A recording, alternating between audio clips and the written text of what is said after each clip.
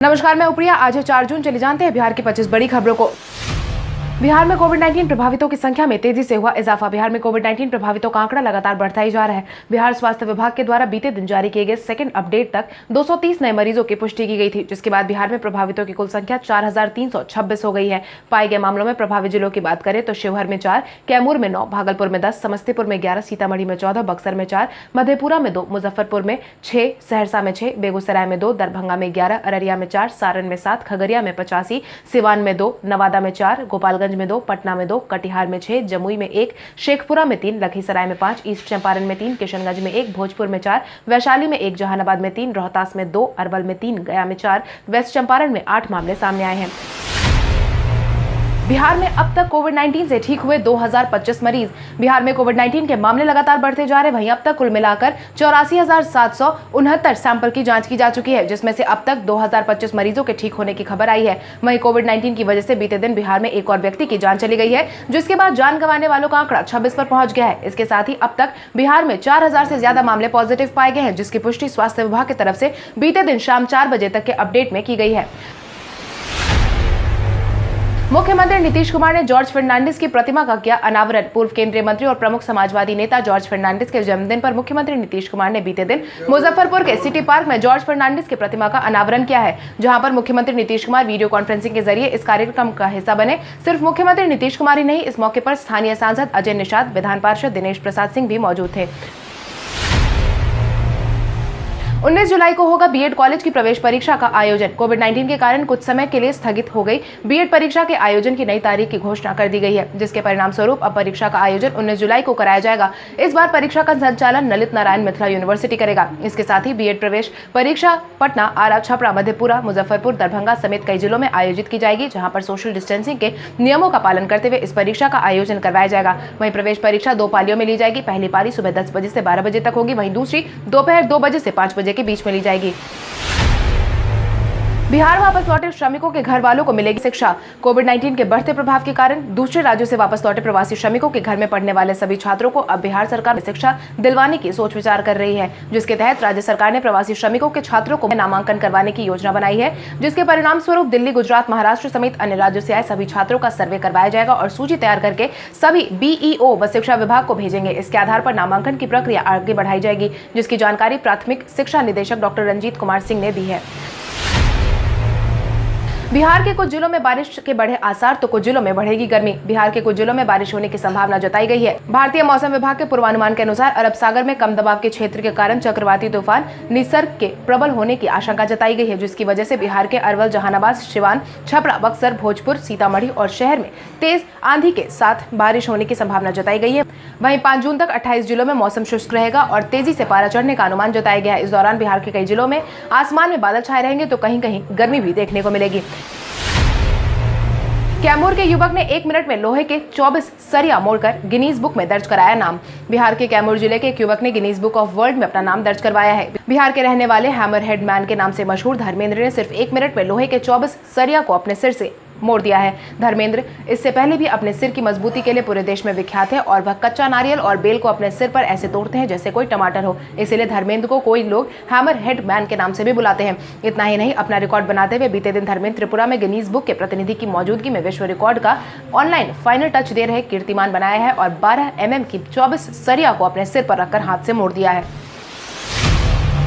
Work adjusted के बाद ही सड़कों पर उतरे शिक्षकों का वेतन देने का जारी किया गया आदेश। कुछ महीने पहले अपनी मांग को लेकर सड़कों पर उतरे नियोजित शिक्षकों ने अपनी मांग सरकार के सामने रखी थी, जिसके बाद सरकार के समझाने के बाद सभी शिक्षकों ने अपनी मांग को वापस ले लिया था, जिसके बाद सरकार ने भी उन सब पर दर्ज मामले को वापस ले लिया था। लेकिन सड़कों पर उतरी अवधि के भी सैलरी की मांग की जा रही है, जिसके बाद शिक्षा विभाग ने साफ कर दिया है कि शिक्षकों को सड़कों पर उतरने की अवधि का पैसा तभी मिलेगा जब वर्क एडजस्ट किया जाएगा। जिसके तहत माध्यमिक शिक्षा निदेशक गिरिवर दयाल सिंह ने आदेश जारी करते हुए यह साफ कर दिया है कि अब शिक्षकों को संडे को भी काम करना होगा, उसके बाद ही उन्हें पैसे मिलेंगे। मुख्यमंत्री नीतीश कुमार ने की कोविड-19 के इस माहौल में गांव वालों और पुलिस बल की सराहना। मुख्यमंत्री नीतीश कुमार ने कोविड-19 के इस माहौल में सभी ग्रामीण लोगों की और साथ ही पुलिस प्रशासन की भूमिका की तारीफ की है, जिसके तहत उन्होंने बीते दिन वीडियो कॉन्फ्रेंसिंग के माध्यम से ग्राम पंचायत और नगर निकायों के प्रतिनिधियों से बात की है, जिसके तहत उन्होंने कहा है कि पुलिस प्रशासन का सहयोग कोविड-19 के इस माहौल में बखूबी देखने को मिला है। इतना ही नहीं, हमारे गाँव के लोगों ने भी इतनी जागरूकता दिखाई है। उन्होंने किसी बाहरी को गाँव में आने नहीं दिया, जिसके परिणाम स्वरूप कई सारे गाँव में कोविड-19 नहीं पहुँच पाया। फ्लाइट सेवा शुरू होने के बाद भी यात्रा करने से हिचकिचा रहे हैं लोग। कोविड-19 के बढ़ते असर के बीच जहां अर्थव्यवस्था को वापस पटरी पर लाने के लिए विमानों की आवाजाही की अनुमति दे दी गई है, जिसके बावजूद लोगों के बीच अभी भी विमान में सफर करने को लेकर हिचकिचाहट देखने को मिलती है। और यही कारण है कि बिहार से बाहर जाने वाले यात्रियों की संख्या में बढ़ोतरी नहीं देखने को मिल रही है। बिहार में घरेलू विमान सेवा की शुरुआत 25 मई से की गई थी, जिसमें बिहार आने वाले लोगों ने तो दिलचस्पी दिखाई है, लेकिन बिहार से बाहर जाने वालों की संख्या बहुत कम है। आंकड़ों के अनुसार 25 से 30 मई तक 13,062 यात्रियों ने पटना की यात्रा की है, जबकि पटना से बाहर जाने वाले यात्रियों की संख्या इसके आधी है। बिहार के पूर्व मुख्यमंत्री का परिवार दाने दाने को है मोहताज। कोविड-19 की वजह से वर्तमान समय में बहुत सारे लोग प्रभावित हैं। इसी क्रम में बिहार के पूर्व मुख्यमंत्री का परिवार भी दाने दाने को मोहताज हो गया है। परिवार के सामने भूखे दिन गुजारने की स्थिति उत्पन्न हो गई है। 60 के दशक में बिहार के 3 बार मुख्यमंत्री रह चुके भोला पासवान शास्त्री के परिवार की है और बिहार के मुख्यमंत्री रहे भोला पासवान के परिवार की जिंदगी भी कोविड-19 के कारण जैसे तैसे कट रही है। बंद के कारण कामकाज ठप पड़ा है और खाने पीने को कुछ भी नहीं है। मुश्किल से दिन भर एक बार खाना मिलता है। आपको बता दें, भोला पासवान शास्त्री बिहार के पहले दलित मुख्यमंत्री थे। 1968 को पहली बार बिहार के मुख्यमंत्री बने थे। हालांकि उन्होंने 1984 में दुनिया को अलविदा कह दिया था। बीएमपी के क्वारंटाइन सेंटर पहुंचे डीजीपी गुप्तेश्वर पांडे। बीएमपी के कई जवानों में कोविड-19 संक्रमित पाए जाने के बाद बीते दिन बिहार के डीजीपी गुप्तेश्वर पांडे अचानक बीएमपी 5 स्कूल स्थित क्वारंटाइन सेंटर पहुंच गए, जहां पर उन्होंने कोविड-19 से ठीक हो चुके बीएमपी के जवानों का हालचाल जाना। इतना ही नहीं, उन्होंने वहां पहुंचकर सेंटर पर सुविधाओं को और बेहतर बनाने का निर्देश दिया है। इसके साथ ही क्वारंटाइन सेंटर में महिला जवानों के बगल में रह रहे जवानों को दूसरी जगह पर शिफ्ट करने का निर्देश भी जारी किया गया है। भाजपा के बदले वर्चुअल रैली की तारीख पर अब राजद मनाएगी गरीब अधिकार दिवस। बीते दिन गृह मंत्री अमित शाह ने वर्चुअल रैली की तारीख को 9 जून से बदलकर 7 जून तक करने का आदेश जारी किया था, जिसके बाद अब राजद ने भी अपनी गरीब अधिकार दिवस का आयोजन 7 जून को ही करने का आदेश जारी किया है। इतना ही नहीं, यह भी साफ कहा गया है कि भाजपा ने तेजस्वी यादव की डर से अपने वर्चुअल रैली की तारीख बदली है, लेकिन अब हम लोग भी अपने कार्यक्रम का आयोजन 7 जून को ही करेंगे। मुख्यमंत्री नीतीश कुमार ने बिहार वासियों से की खास अपील। बिहार के मुख्यमंत्री नीतीश कुमार ने बिहार वासियों से घर से बाहर निकलने के बाद मास्क लगाने और सोशल डिस्टेंसिंग का पालन करने की अपील की है, क्योंकि बीते दिन से अनलॉक 1 के प्रावधानों को लागू किया गया था। ऐसे में कोविड-19 के फैलने के आसार और ज्यादा बढ़ गए हैं, जिसके तहत मुख्यमंत्री नीतीश कुमार ने बीते दिन वीडियो कॉन्फ्रेंसिंग के माध्यम से राज्य के सभी ग्राम पंचायतों और नगर निकाय के प्रतिनिधियों से बात की है और कोविड-19 से बचाव को लेकर व्यापक जागरूकता अभियान में सहयोग देने की अपील भी की है। इसके साथ ही मुख्यमंत्री नीतीश कुमार ने राज्य में आइसोलेशन सेंटर में बेड की संख्या 40,000 करने का भी आदेश जारी किया है। भाजपा की वर्चुअल रैली को सफल बनाने के लिए भाजपा ने 5 सदस्यीय टीम का किया गठन। कोविड-19 के इस माहौल में इस साल बिहार में विधानसभा चुनाव भी होने हैं। ऐसे में बिहार सरकार ने अपनी तरफ से तैयारियां शुरू कर दी है। इसी क्रम में 7 जून को गृह मंत्री अमित शाह वर्चुअल रैली को संबोधित करने वाले हैं। इसको सफल बनाने के लिए बिहार में भाजपा की टीम में 5 सदस्यीय टीम का गठन किया गया है, जिसके तहत भाजपा के प्रदेश उपाध्यक्ष राजेंद्र सिंह ने जानकारी देते हुए बताया है कि पार्टी ने इस जनसंवाद को सफल तरीके से लोगों तक पहुंचाने के लिए इस टीम का गठन किया है, जो 72,000 बूथों पर प्रसारण का मैनेजमेंट संभालेंगी।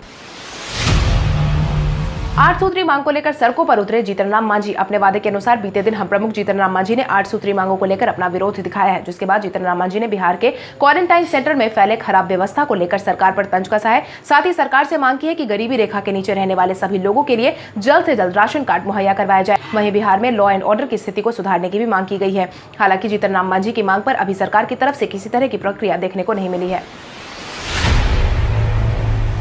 मुजफ्फरपुर में थाईलैंड के सेब से लदे पेड़।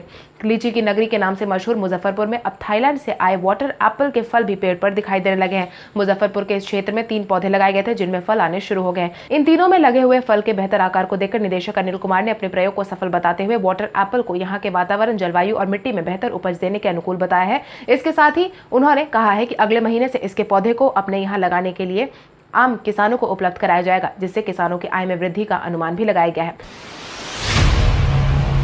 कोविड-19 से बिहार में राहत पहुंचाने के लिए नीतीश सरकार ने खर्च किए हजारों करोड़ रुपए। जहां एक तरफ विपक्षी दल बार बार कोविड-19 के इस माहौल में सरकार को विफल बता रही है, वहीं सरकार अपनी तरफ से लगातार प्रयास करते जा रही है। कोविड-19 के इस माहौल में सरकार ने अब तक आम नागरिकों की मदद के लिए 8,538 करोड़ रुपए खर्च किए हैं। इसके साथ ही मुख्यमंत्री ने बताया कि क्वारंटाइन केंद्र में रखे गए लोगों के लिए सरकार द्वारा औसतन प्रति व्यक्ति 5300 रुपए खर्च किए गए हैं, जिसकी जानकारी मुख्यमंत्री नीतीश कुमार ने खुद बीते दिन प्रेस कॉन्फ्रेंस के दौरान दी है। इसके साथ ही उन्होंने राशन कार्ड धारियों को और राशन कार्ड के लिए चयनित परिवारों को भी प्रति परिवार 1,000 की राशि देने की बात कही है। विश्व साइकिल दिवस के अवसर पर तेजस्वी यादव और चिराग पासवान ने कही अपनी बात। बीते दिन विश्व साइकिल दिवस के मौके पर राजनीति भी जोर शोर से देखने को मिली, जिसके तहत नेता प्रतिपक्ष तेजस्वी यादव ने अपनी साइकिल पर एक तस्वीर शेयर करते हुए लोगों को बधाई दी और लिखा कि रास्ते में रोककर दम ले लूं, यह मेरी आदत नहीं, लौटकर वापस चला जाऊं मेरी फितरत नहीं, और कोई मिले ना मिले जनहित में मुझे रुकना नहीं, चलते जाना है, चलते जाना है। सिर्फ तेजस्वी यादव ने ही नहीं बल्कि लोजपा प्रमुख चिराग पासवान ने भी ट्वीट करके देशवासियों को विश्व साइकिल दिवस की बधाई दी है। साथ ही शुद्ध पर्यावरण के लिए साइकिल को बढ़ावा देने की बात कही है। जदयू नेता ललन सिंह ने तेजस्वी यादव को बताया बरसाती मेंढक। जदयू नेता और सांसद ललन सिंह ने बीते दिन बिहार विधानसभा चुनाव के मद्देनजर नेता प्रतिपक्ष तेजस्वी यादव पर तंज कसा है, जिसके तहत उन्होंने तेजस्वी यादव को नासमझ करार दे दिया है। उन्होंने आगे कहा कि मुख्यमंत्री नीतीश कुमार ने पहले ही साफ कर दिया था कि ना किसी को बचाया जाता है, ना किसी को फंसाया जाता है, हर बात पर राजनीति सही नहीं है। इसके साथ ही उन्होंने कहा कि राजद वर्तमान समय में बरसाती मेंढक की तरह है, जो चुनाव के बाद सब कुछ भूलकर हाइबरनेशन में चली जाएगी। वहीं चुनाव का समय आते ही यह लोग बाहर निकलकर हर बात पर राजनीतिकरण करते नजर आएंगे। दिल्ली से सांसद संजय सिंह द्वारा 33 बिहारी मजदूरों को हवाई जहाज से भेजने के फैसले की केजरीवाल ने की सराहना। कोविड-19 के बढ़ते माहौल में जगह जगह पर फंसे बिहारी मजदूरों की मदद कोने कोने से की जा रही है। वहीं इसी क्रम में बीते दिन आम आदमी पार्टी के राज्यसभा सांसद संजय सिंह ने भी प्रवासी मजदूरों को हवाई जहाज के जरिए उनके घर भेजने का ऐलान जारी किया था, जिसके तहत संजय सिंह ने एक सांसद के तौर पर एक साल में मिलने वाली 33 हवाई टिकट बिहारी प्रवासी मजदूरों के नाम कर दी, जिसके बाद दिल्ली के मुख्यमंत्री अरविंद केजरीवाल ने उनके इस फैसले की सराहना की है। साथ ही ट्वीट करके उनकी खूब सारी तारीफ भी की है। वहीं बीते दिन पटना में पहुंचे लोगों ने प्रशंसा भी जाहिर की है। पूर्णिया में जॉब प्रमुख पप्पू यादव ने सरकार को सुनाई खरी खोटी। कोविड-19 समेत कई दूसरे मामलों को लेकर जॉब प्रमुख पप्पू यादव ने बीते दिन सरकार को खूब खरी खोटी सुनाई है, जिसके तहत उन्होंने बुधवार को पूर्णिया के अपने आवास पर प्रेस कॉन्फ्रेंस के दौरान मीडिया से बात करते हुए कहा है कि सरकार और उनके अधिकारी कोविड-19 के इस माहौल में पूरी तरह विफल साबित हुए हैं। सरकार करोड़ों का मनभावन लॉलीपॉप दिखाकर जनता को गुमराह कर रही है। सरकार को यह समझ लेना चाहिए कि अब बिहार जाग चुका है, पैसे पर वोट खरीदना संभव नहीं है। जनता आगामी विधानसभा चुनाव में वोट की जगह ठेंगा दिखाकर अपना जवाब जरूर देगी। एसबीआई में खाता खुलवाने वालों को लगा झटका। एसबीआई में खाता खुलवाने वालों को करारा झटका लगा है, क्योंकि बीते दिन सरकारी बैंक एसबीआई ने बचत खाते पर ब्याज दर घटाने का फैसला किया है। इस फैसले से करोड़ों ग्राहकों को काफी ज्यादा नुकसान होगा। बैंक की तरफ से आधिकारिक सूत्रों के मुताबिक भारतीय स्टेट बैंक में बचत खाते पर सालाना ब्याज दर 0.05% घटाकर 2.70 कर दिया गया है। इससे पहले बैंक में एफडी पर ब्याज दरें घटा दी गई है। इतना ही नहीं, अप्रैल महीने में भी सेविंग खातों पर ब्याज दरों को कम कर दिया गया है। अप्रैल में भी बैंक ने बचत खाते में ब्याज दर को घटाकर 0.25% से 2.75% कर दिया था। रिमूव चाइनीज ऐप को गूगल प्ले स्टोर से किया गया रिमूव। कोविड-19 के बढ़ते प्रभाव के बाद सभी देश चाइनीज प्रोडक्ट को ज्यादा से ज्यादा बॉयकॉट करने में लगे हुए थे। इसी क्रम में भारतीय नागरिक भी चाइनीज ऐप को ज्यादा से ज्यादा हटाने की कोशिश में जुटे हुए हैं। इसी बीच गूगल प्ले स्टोर पर रिमूव चाइनीज ऐप को हाल ही में रोल किया गया था, जिसके बाद गूगल प्ले स्टोर में इस ऐप को बीते दिन सुबह में अपने फीचर से रिमूव कर दिया गया है। हालांकि गूगल प्ले स्टोर ने अभी तक रिमूव करने की कोई खास वजह नहीं बताई है, मगर अब यह ऐप इंस्टॉल नहीं किया जा सकता है।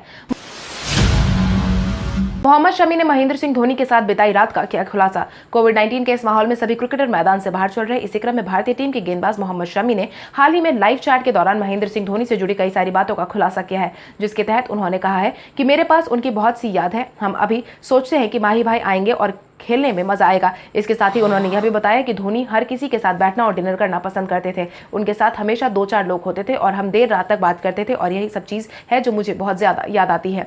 कल हमारे द्वारा पूछे गए सवाल का जवाब आप में से बहुत सारे यूजर ने हमें कमेंट करके दिया था, उसके लिए आपका बहुत बहुत धन्यवाद। आप में से जिन यूजर का कमेंट हमें अच्छा लगा है उनके नाम है दुर्गेश कुमार यादव, उपेंद्र कांति, मुन्ना कुमार, रंजीत मेहता, सुरेश शर्मा, अर्चना कुमारी, मोहम्मद आलम, कमरुल हक, पंकज कुमार, राकेश वर्मा, यदुवंशी, अभिषेक कुमार, अवधेश कुमार, सुरेंद्र कुमार, नंदन कुमार, अनुप्रिया ऑफिशियल। इसके अलावा हमारी टीम को और भी लोगों के जवाब अच्छे लगे हैं, मगर समय के अभाव के कारण हम उनका नाम नहीं ले पाए। लेकिन आप हमारे सवालों का जवाब देते रहे, हम कल आपका नाम लेने की पूरी कोशिश करेंगे। तो चलिए बढ़ते आज के सवाल की, और आज का सवाल कुछ इस प्रकार है। कोविड-19 के लगातार बढ़ते प्रभाव के बीच आपके अनुसार क्या विधानसभा चुनाव का आयोजन समय पर हो पाएगा या नहीं? अपने जवाब हमें कमेंट करके जरूर बताएं। इसके साथ ही आज के लिए बस इतना ही। अगर आप ये वीडियो हमारे YouTube पर देख रहे हैं तो हमारे चैनल को सब्सक्राइब करें और बेल आइकन दबाना ना भूलें, और अगर आप ये वीडियो हमारा Facebook पर देख रहे हैं तो इस वीडियो को लाइक करें और ज्यादा से ज्यादा शेयर करें। धन्यवाद।